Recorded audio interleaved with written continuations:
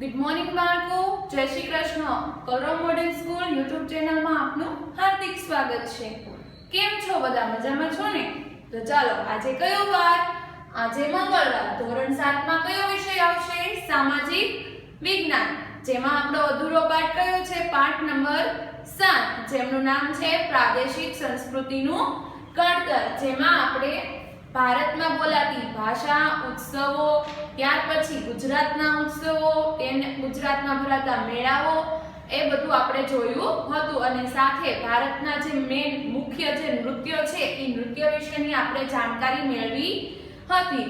હવે આપણે જોવાનું છે ભારતની જે ચિત્રકલા છે એ ચિત્રકલાની જાણકારી મેળવવાની છે કે પહેલાના સમયમાં લોકો ચિત્ર કેના ઉપર દોરતા અને કયા વિષય પર દોરતા એ આપણે જોવાનું છે. એટલે કે ઈ કયા ચિત્ર દોરતા જેના કારણે આપણને પહેલાની જે પ્રાચીન જે સંસ્કૃતિ છે, ઇતિહાસ છે, એ ચિત્ર જોઈએ તો એના દ્વારા આપણને ખ્યાલ આવતો. તો ઈ વિષયો કયા કયા છે, એને કોણ દોરતું અને કોના સમયમાં ઈ ચિત્રકલાને વધારે પ્રોત્સાહન મળ્યું એ આપણે જોવાનું છે. તો ચાલો, પાઠ્યપુસ્તકમાં પેજ નંબર 43 ખોલ્યા બધાએ? તો એમાં પહેલું શું આપેલું છે? ચિત્રકલા. ચિત્રકલામાં પહેલું છે લઘુ ચિત્ર. હવે લઘુ એટલે કેવા? તો લઘુ એટલે નાના કદના ચિત્રો. હવે કઈ રીતના દોરે છે અને કેનો ઉપયોગ કરે છે એ આપણે જોવાનું છે. ચિત્રકલાની પરંપરા ભારતમાં સદીઓ જૂની છે, જેનો એક વિશિષ્ટ ભાગ લઘુ ચિત્રોની પરંપરા છે. ચિત્રકલાની જે આ પરંપરા છે એ ભારતમાં કેવી છે? સદીઓ એટલે કે વર્ષો પુરાની જૂની છે. એમાંનો એક પ્રકાર છે લઘુ ચિત્રોની પરંપરા. લઘુ ચિત્રો એટલે નાના કદના ચિત્રો. લઘુ ચિત્રો એટલે તમને પૂછાય લઘુ ચિત્રો કેવા હોય? તો લઘુ ચિત્રો કદમાં નાના હોય છે. હવે ઈ કેના ઉપર દોરવામાં આવતા અને એમાં કેવા રંગનો ઉપયોગ કરવામાં આવતો? તો જો, લઘુ ચિત્રો કાપડ અને કાગળ પર પાણીના રંગોથી તૈયાર કરવામાં આવતા. હવે એમ કે લઘુ ચિત્ર કેની ઉપર દોરવામાં આવતા અને એમાં કેવા કલરનો ઉપયોગ કરવામાં આવતો? તો લઘુ ચિત્ર કાપડ અને કાગળ પર દોરવામાં આવે છે અને તેમાં પાણીના રંગોનો ઉપયોગ કરવામાં આવે છે. ખ્યાલ આવ્યો? હવે જો, પ્રાચીનતમ લઘુ ચિત્ર આપણને તાડપત્રો અને કાસ્ટ એટલે કે લાકડું. શું થાય? કાસ્ટ એટલે લાકડું. તો તમને પૂછાય કે પહેલાના પ્રાચીનતમ એટલે કે જૂના સમયમાં, જૂના જે પ્રાચીન સમય છે એમાં ચિત્ર કેની ઉપર, આ લઘુ ચિત્ર કેની ઉપર દોરવામાં આવતા? તો તાડપત્રો અને કાસ્ટ એટલે કે લાકડા ઉપર દોરવામાં આવતા. રાજસ્થાન અને ગુજરાતના જૈન ગ્રંથોમાં આવા અનેક લઘુ ચિત્રો જોવા મળે છે. તમને પૂછાય હાલમાં અત્યારે તમને આ લઘુ ચિત્રો ક્યાં જોવા મળે છે? તો રાજસ્થાન અને ગુજરાતમાં જે જૈન લોકો રહે છે એ જૈન લોકોનો જે જૈન નામ એનો ગ્રંથ છે એ ગ્રંથમાં આ લઘુ ચિત્ર જોવા મળે છે. મુગલ કાળમાં તેનો ખૂબ વિકાસ થયો, કારણ કે મુગલ બાદશાહ અકબર, જહાંગીર અને શાહજહાંએ કુશળ ચિત્રકારોને પ્રોત્સાહન આપ્યું હતું અને ચિત્રશાળાઓની સ્થાપના કરાવી હતી. હવે અહીંયા એમ કહે છે કે જે મુગલ કાળ, જે મુસલમાનનો જે શાસનનો સમય હતો એ દરમિયાન ચિત્રકલાને ખૂબ જ પ્રોત્સાહન મળ્યું. કેમ? કારણ કે અકબર, જહાંગીર અને શાહજહાંએ કોને પ્રોત્સાહન આપ્યું? કુશળ ચિત્રકાર, જે ચિત્ર દોરવામાં એને ખૂબ જ ચિત્રની ખૂબ જ જાણકારી હોય એવા કુશળ ચિત્રકારોને એને પ્રોત્સાહન આપ્યું. અને ચિત્ર માટેની જે ચિત્ર શાળાઓ હોય છે એ ખોલવામાં આવી. એટલે કે જે ચિત્ર શાળાઓ ખોલે એટલે જેના કારણે ત્યાં લોકો ચિત્ર શીખવા આવે, એટલે તેના કારણે ચિત્રકલાને વધારે પ્રોત્સાહન મળ્યું. મહાભારત અને પંચતંત્ર જેવા ગ્રંથો તેમજ અકબરનામામાં ચિત્રકારોએ ખૂબ સુંદર લઘુ ચિત્ર દોર્યા છે. મહાભારત, પંચતંત્ર અને અકબરનામા આ જે ગ્રંથ છે એ ગ્રંથોમાં ચિત્રકારોએ ખૂબ સરસ મજાના નાના લઘુ ચિત્ર દોર્યા છે. હવે એ લઘુ ચિત્ર દ્વારા તમને છે ને એના દ્વારા તમને જાણવા મળે કે એ ચિત્ર શું કહેવા માંગે છે.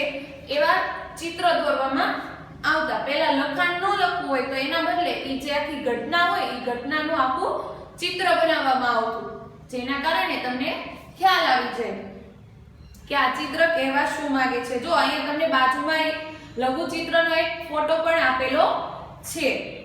હવે ઈ લઘુચિત્રમાં જો કૃષ્ણ ભગવાન છે, રાધાજી છે અને આ ચારે બાજુ એની આજુબાજુ ગોપીઓ છે. તો તમને એનો ખ્યાલ આવી જશે કે આ ચિત્ર કૃષ્ણ ભગવાન જે રાસ લે છે એનું હશે. હવે જો રાજ દરબારના દ્રશ્યો, યુદ્ધના દ્રશ્યો, શિકારના દ્રશ્યો, સામાજિક જીવનના દ્રશ્યો લઘુચિત્રના વિષયો તરીકે રહેતા. તમને પૂછાય લઘુચિત્રના વિષયો કયા કયા છે? તો લઘુચિત્રના વિષયો રાજ દરબારના દ્રશ્યો, કે રાજ જે દરબાર ભરાયેલો હોય, રાજા બેઠા હોય, ચારે બાજુ એના મંત્રીઓ હોય, ઈ દ્રશ્યો. પછી યુદ્ધના દ્રશ્યો, કોઈ યુદ્ધ ભૂમિમાં જે યુદ્ધ કરતા હોય રાજા સૈનિકો, એવા દ્રશ્યો. ત્યાર પછી રાજા હોય ઈ શિકાર કરવા ગયા હોય, ઈ શિકારના દ્રશ્યો. ઈ રીતના આ લઘુચિત્ર દોરવામાં આવતા, એટલે કે આ તેમના મુખ્ય વિષયો હતા. આવા ચિત્ર એકબીજાને ભેટમાં આપવામાં આવતા, તેમજ બાદશાહ અને તેમના નજીકના લોકો તેને જોઈ શકતા હતા. હવે આ નાના નાના ચિત્રો છે એને ભેટમાં એટલે કે ગિફ્ટ સ્વરૂપે આપવામાં આવતા, પણ આને છે ને આ ચિત્રને બધા લોકો જોઈ શકતા નહીં. ખાલી રાજા અને રાજાના જે નજીકના જે સભ્યો હોય, એની પત્ની, એના બાળકો, એના માતા પિતા, એ જ આ ચિત્રને જોઈ શકતા. ખ્યાલ આવ્યો? હવે એમ કહે છે ગુજરાતમાં ક્યાં જોવા મળે છે? તો જો ખંભાતના શાંતિનાથ ભંડારામાં અને પાટણના શ્રી હેમચંદ્રાચાર્ય દૈન જ્ઞાન ભંડારમાં સચવાયેલા હસ્તપ્રતોમાં લઘુચિત્ર જોવા મળે છે. આ છે ગુજરાતના સ્થળો. આ ગુજરાતમાં તમને લઘુચિત્ર અહીંયા જોવા મળશે તેમ કોઈ કહે છે. હવે આવે છે ચિત્રની શૈલી, અને ત્યાર પછી લખ્યું છે ઘરાણા વિસ્તાર, આશ્રયદાતા આધારિત કલા. હવે જો મુગલ સામ્રાજ્યના પતન બાદ ક્ષેત્રીય રાજ્યોએ ચિત્રકલાને આશ્રય આપ્યો, જેમાં રાજસ્થાન અને દક્ષિણના રાજ્ય મુખ્ય હતા. આ શાસકોએ તેમના દરબારના દ્રશ્યોનું ચિત્રણ કરાવ્યું હતું. મેવાડ, જોધપુર, બુંદી, કોટા અને કિશનગઢ જેવા રાજ્યોએ ભારતની પૌરાણિક કથાઓ, મહાકાવ્યો અને દેવી દેવતાઓના ચિત્રોનું સર્જન કરાવ્યું હતું. આ જે મેવાડ, જોધપુર, બુંદી, કોટા, કિશનગઢ આ જે રાજ્ય છે એના રાજાએ આ કેના ચિત્ર બનાવ્યા હતા? તો પૌરાણિક, જે ભારતની પેલી જે જૂની કથાઓ હોય છે, જે ઘટનાઓ હોય ઈ, ત્યાર પછી મહાકાવ્યો, દેવી દેવતા એટલે કે ભગવાનના ચિત્રો બનાવ્યા હતા. 17મી સદી પછીના વર્ષોમાં હિમાચલ પ્રદેશમાં પણ લઘુચિત્ર કલાનો ખાસો વિકાસ થયો, જેને બસોહલી શૈલી કહેવામાં આવે છે. હવે તમને પૂછાય બસોહલી શૈલી, બસોહલી શૈલી કોને કહેવામાં આવે? તો તમારે લખવાનું 17મી સદી પછીના વર્ષો. 17મી સદી છે એના પછીના વર્ષોમાં જે હિમાચલ પ્રદેશ છે એમાં જે લઘુચિત્રનો જે વિકાસ થયો છે એ વિકાસને બસોહલી શૈલી કહેવામાં આવે છે. 17મી સદી પછી હિમાચલ પ્રદેશના જે વિસ્તારો છે એમાં લઘુચિત્રનો જે વિકાસ થયો છે એને કઈ શૈલી? એને બસોહલી શૈલી કહેવામાં આવે છે. ભાનુદત્તના પુસ્તક રસમંજરીમાં આવા વિશિષ્ટ ચિત્રો જોવા મળે છે. તમને પૂછાય ભાનુદત્તના પુસ્તક નું નામ આપો, એમાં આ ચિત્રો જોવા મળે છે. તો ભાનુદત્તનું જે પુસ્તક છે એનું નામ શું છે? રસમંજરી, જેમાં આવા લઘુચિત્રો જોવા મળે છે.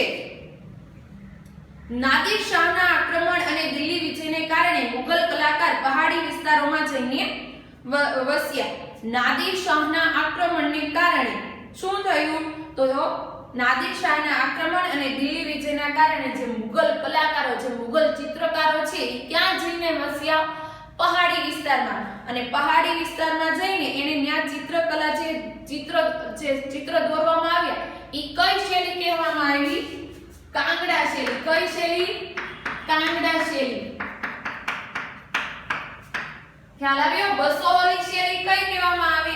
કે જે 17મી સદી પછીના વર્ષોમાં જે વિકાસ થયો હિમાચલ પ્રદેશમાં, જે લઘુચિત્રના જે ખાસો એવો વિકાસ થયો એને બસોહલી શૈલી કહેવામાં આવે છે. ત્યાર પછી જે રસમંજરી નામનું જે પુસ્તક છે, જે ભાનુતત્વનું જે રસમંજરી નામનું પુસ્તક છે એમાં આવા ખાસ એવા વિશિષ્ટ લઘુચિત્રના ઉલ્લેખ કરવામાં આવ્યા છે.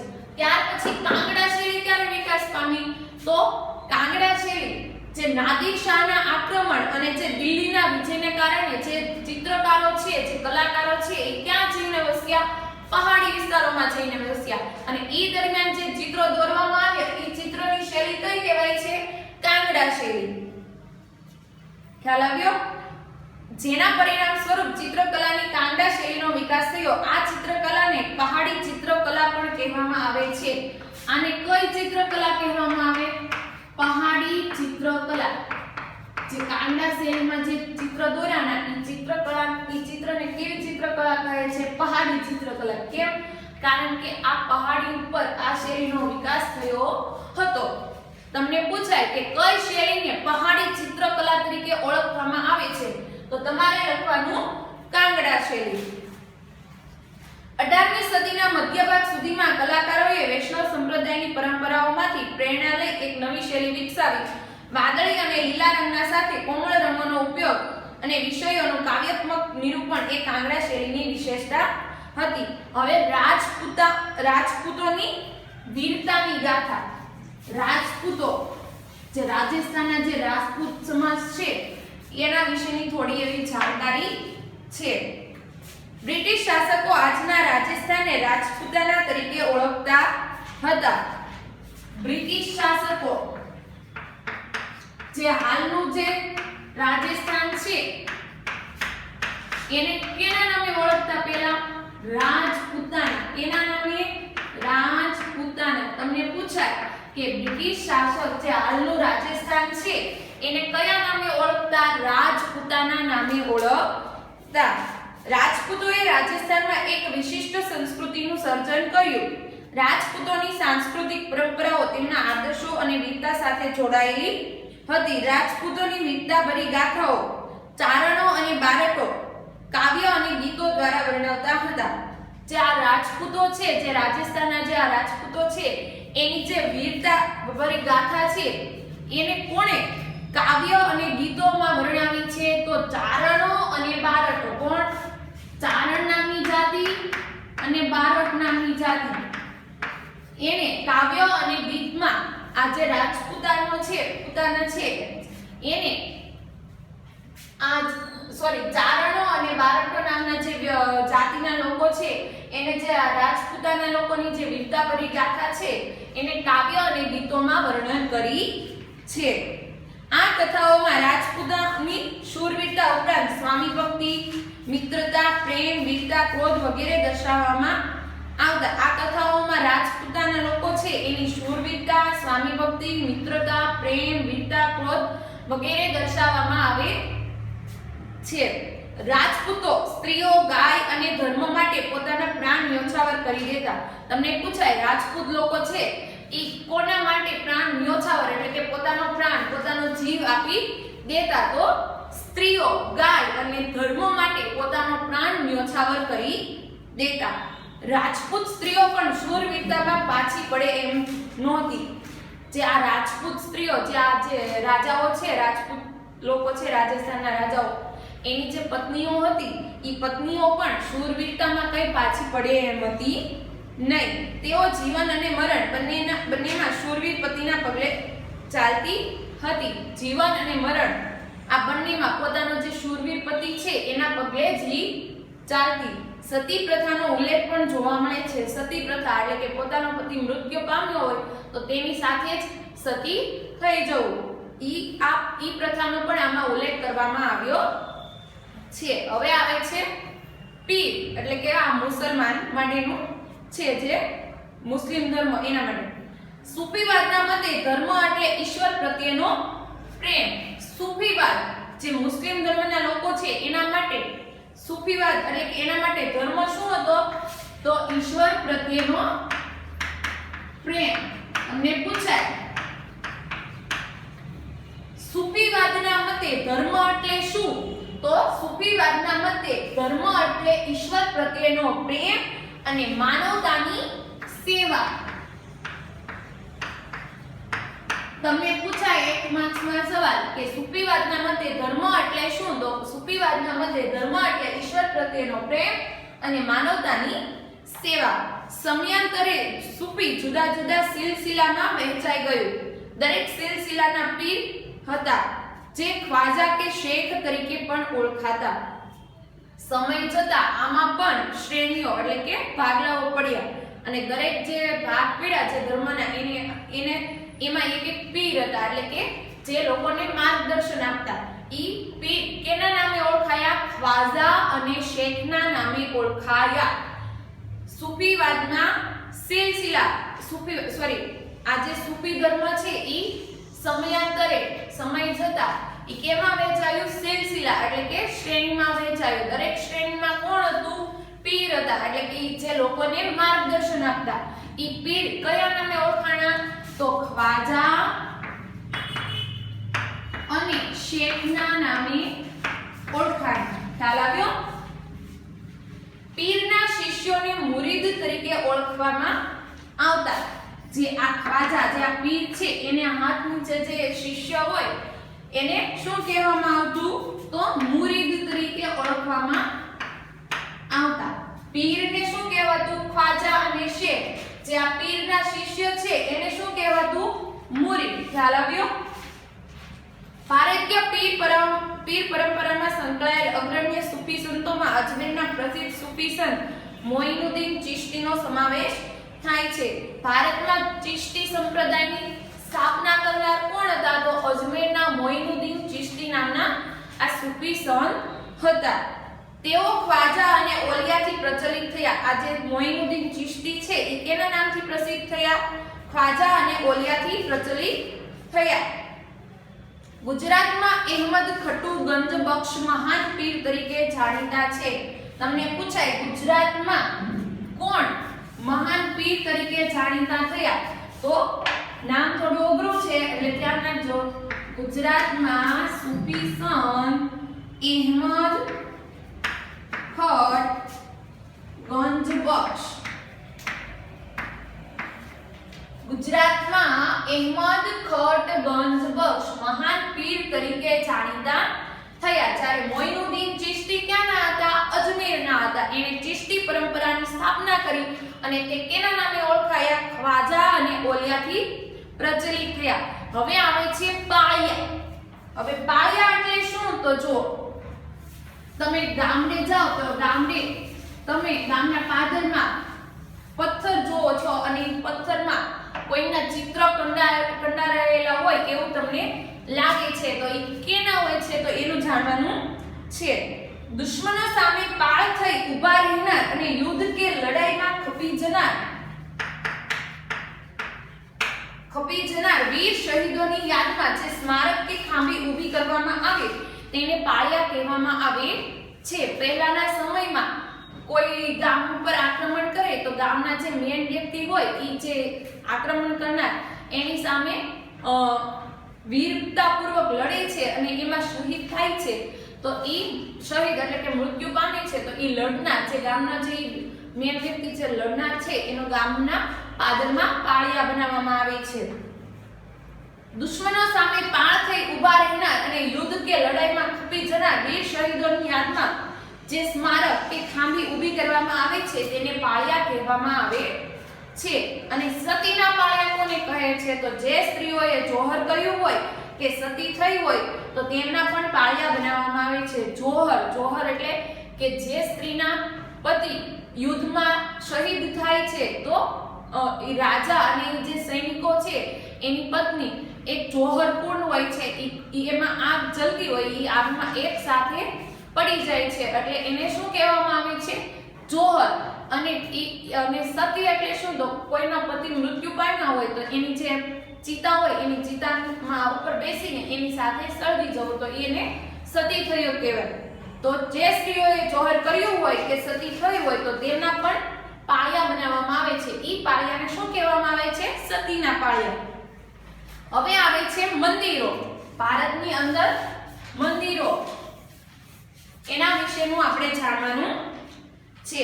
ભારતીય મંદિર સ્થાપત્યની શરૂઆત મૌર્ય કાળથી થઈ છે. મૌર્ય કાળની શરૂઆત ક્યાંથી થઈ? જે અશોક રાજા અશોક સમ્રાટ ચંદ્રગુપ્ત મૌર્ય છે એના સમયથી આ મૌર્ય કાળની શરૂઆત થઈ છે. તો ભારતમાં મંદિરની શરૂઆત પણ ત્યારથી થઈ છે. તેને ગુપ્ત કાળ દરમિયાન વેગ મળ્યો. ગુપ્ત કાળને સંરચનાત્મક મંદિરોના કાળ પણ કહેવામાં આવે છે. મંદિરોની સ્થાપત્ય શૈલીના મુખ્ય 3 પ્રકાર છે. મંદિરોના જે સ્થાપત્ય છે, મંદિરો બનાવવામાં આવે છે એની મુખ્ય 3 શૈલી છે. તો કઈ? પહેલી શૈલી નાગર શૈલી, બીજી દ્રવિડ શૈલી અને ત્રીજી વેસર શૈલી. વેસર શૈલીમાં જે મંદિરો બંધાયા છે ઈ મંદિરમાં આગળની જે 2 શૈલી છે ને, નાગર શૈલી અને દ્રવિડ શૈલી, ઈ પણ જોવા મળે છે. તો સૌપ્રથમ નાગર શૈલી. ઈસવીસન 5મી સદી પછી ભારતના ઉત્તર ભાગ એટલે કે હિમાલયથી માંડી વિંધ્ય સુધી જે મંદિર સ્થાપત્યની શૈલીનો વિકાસ થયો તેને નાગર શૈલી તરીકે ઓળખવામાં આવે છે. કઈ સદી? ઈસવીસન 5મી સદી. ભારતનો હિમાલય વાળો ભાગ છે ત્યાંથી લઈને વિંધ્ય સુધી જે મંદિરો બંધાણા ઈ મંદિરોને કઈ શૈલીના કહેવાય છે? નાગર શૈલીના મંદિર તરીકે ઓળખવામાં આવે છે. આ મંદિરો સામાન્ય રીતે પંચાયતન શૈલીના અને ઈંડાકાર શિખરવાળા બનાવવામાં આવતા. આ શૈલીના મંદિરોમાં જગન્નાથ મંદિર, કોણાર્ક જે ઓડિશાનો છે, સૂર્ય મંદિર છે મોઢેરા અને ખજુરાહોના મહાદેવ મંદિર જે મધ્યપ્રદેશમાં છે, આ બધા મંદિરોનો સમાવેશ થાય છે. જો ઈ નાગર શૈલીના જે મંદિરો બંધાતા ઈ મંદિરોના આકાર કેવા હોય છે? ઈંડાકાર. તો અહીંયા જો તમને જગન્નાથપુરીનું મંદિર આપેલું છે એનો જેવો આકાર છે એવા મંદિરો હોય ઈ કઈ શૈલીના કહેવાય છે? નાગર શૈલીના મંદિરો કહેવાય છે. હવે આવે છે દ્રવિડ શૈલી. દ્રવિડ શૈલી તો ક્યારે છે? તો દક્ષિણ ભારતમાં વિકસેલી સ્થાપત્યને શૈલીને દ્રવિડ શૈલી તરીકે ઓળખવામાં આવી છે. જ્યારે નાગર શૈલી ક્યાંની હતી? ઉત્તર ભાગમાં હિમાલયથી લઈને વિંધ્ય ભાગ સુધીની હતી. જેમાં તમિલનાડુ, દક્ષિણ આંધ્રપ્રદેશ, કેરળ, દક્ષિણ કર્ણાટક જેવા પ્રદેશોનો સમાવેશ થાય છે. કૃષ્ણા નદીથી કન્યાકુમારી સુધી જોવા મળે છે. આ દ્રવિડ શૈલીના મંદિરો ક્યાંથી ક્યાં સુધી જોવા મળે છે? તો કૃષ્ણા નદીથી કન્યાકુમારી સુધી આવા મંદિરો જોવા મળે છે. આ શૈલીના મંદિરોમાં બૃહદેશ્વર નું મંદિર, મીનાક્ષી મંદિર, મહાબલીપુરમનું રથ મંદિર વગેરે મંદિરોનો સમાવેશ થાય છે. જો અહીંયા આપેલું છે બૃહદેશ્વર એટલે કે આ મંદિરનો જેવો આકાર છે એવા જ આ મંદિર બીજા કયા આપ્યા છે? જે મીનાક્ષી મંદિર, મહાબલીપુરમ મંદિર એનો પણ આવો જ આકાર હશે. તો આવા જે આકારના હોય છે એ કેવા કહેવાય છે? દ્રવિડ શૈલીના મંદિરો કહેવાય છે. હવે આવે છે વેસર શૈલી. મંદિર સ્થાપત્યની વેસર શૈલી મહારાષ્ટ્ર, ગોવા, કર્ણાટક અને વિંધ્ય પર્વતમાળાથી લઈને કૃષ્ણા નદી સુધી વિકાસ પામી હતી. તમને પૂછાય વેસર શૈલીના મંદિરો ક્યાંથી ક્યાં સુધી બાંધવામાં આવ્યા છે? તો મહારાષ્ટ્ર, ગોવા, કર્ણાટક, વિંધ્ય પર્વતમાળાથી લઈને કૃષ્ણા નદી સુધી આવા મંદિરો જોવા મળે છે. વેસર શૈલીમાં નાગર અને દ્રવિડ શૈલીનું મિશ્રણ જોવા મળે છે. એટલે કે જે આગળ નાગર શૈલીમાં કેવા મંદિરો હોય અને દ્રવિડ શૈલીમાં કેવા મંદિરો હોય છે ઈ બે મંદિરો અને નું મિશ્રણ આ વેસર શૈલીમાં જોવા મળે છે. આ શૈલીના મંદિરોમાં હોયસળેશ્વરનું મંદિર, હલેબીડુ કર્ણાટક અને ચેન્નાકેશવ મંદિર, બેલુર કર્ણાટક વગેરે મંદિરોનો સમાવેશ થાય છે. તો ચાલો બાળ મિત્રો, આમાં આપણે કયો શું શીખ્યા? તો પહેલા આપણે ભારતની બોલી વિશે શીખ્યા, ત્યાર પછી ભારતના જે ઉત્સવો હોય છે એ ઉત્સવો વિશે શીખ્યા, ત્યાર પછી ગુજરાતના ઉત્સવોનું શીખ્યા, ભારતના શાસ્ત્રીય નૃત્ય, ત્યાર પછી ચિત્રકલા, લઘુચિત્રો છે એ ચિત્રકલા એનું જોયું અને ત્યાર પછી આપણે મંદિરો વિશેની જાણકારી મેળવી. અહીંયા આપણો પાઠ પૂરો થાય છે અને આને લગતું જે હોમવર્ક છે એ હું તમને ફોટા દ્વારા મોકલીશ, જે તમારે સમાજની પાકી બુકમાં સારા અક્ષરે લખીને પાકું કરવાનું રહેશે. હવે પછીનો જે નવો પાઠ છે એ આપણે આગળના વિડીયોમાં શરૂ કરશું. જય શ્રી કૃષ્ણ.